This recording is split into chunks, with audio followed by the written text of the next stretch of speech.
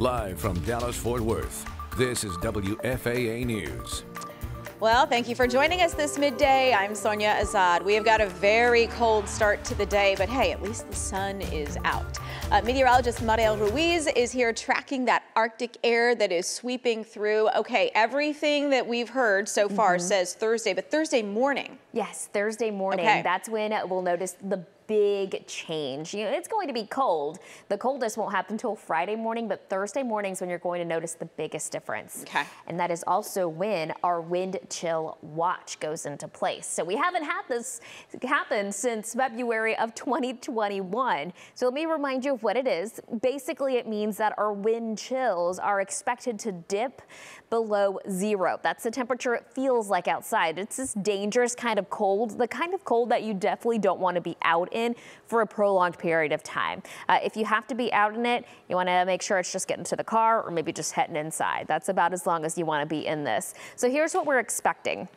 Thursday morning, strong winds out of the north, all following a cold front. That cold front is going to allow temperatures to drop quickly. We go from the 40s early Thursday to the 20s by mid to late morning. We could see some precip. This will be closer to the Red River in the form of flurries. If we see them in town, I am not expecting any impacts from it. I'm expecting maybe just some blowing flurries here and there, but that's really about it. No accumulation.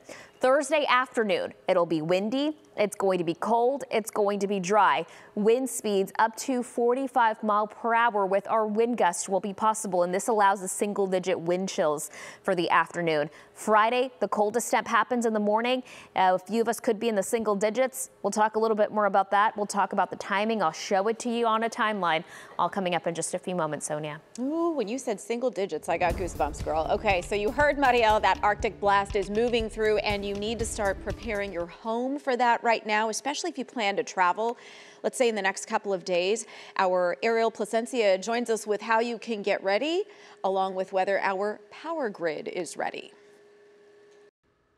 Well, tomorrow is expected to be one of the busiest days for air travel, and already Southwest and American Airlines issuing travel waivers for some flights to certain airports. So double check their website to see if that applies to you. Now, of course, moving forward for the rest of the week, we're going to be keeping a very close eye on those cancellations and delays. Take a look at FlightAware's misery map here. We'll check in with our airports here in North Texas. 13 flights delayed, 2 canceled according to FlightAware. So make sure you double and triple check your flight to make sure it's on time before you head to the airport.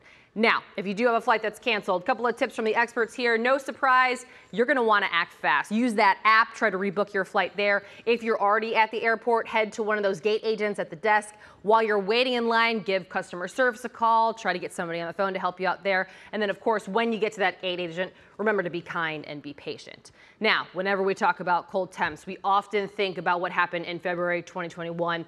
Can't believe that this is what it looked like. And so this week we sat down with an energy expert and we asked her how she thinks our grid's going to hold up later on this week.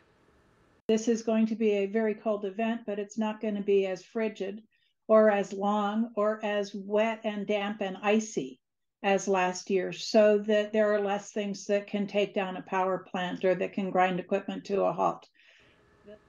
Now, preparations continue today for this cold weather. Here's a list of Salvation Army overnight warming shelters across North Texas. Many of them are going to be opening over the next few days. A reminder, the city of Dallas is encouraging residents to call 311 to request pickup services for anybody you might see who might need help getting to a shelter. We've got more information about warming shelters over on our website, WFA.com. Now, due to this weather, we're also already seeing the cancellation of some events. For example, Enchant Dallas is closed tomorrow, so anybody who bought a ticket for tomorrow should be getting an email with details on how to reschedule.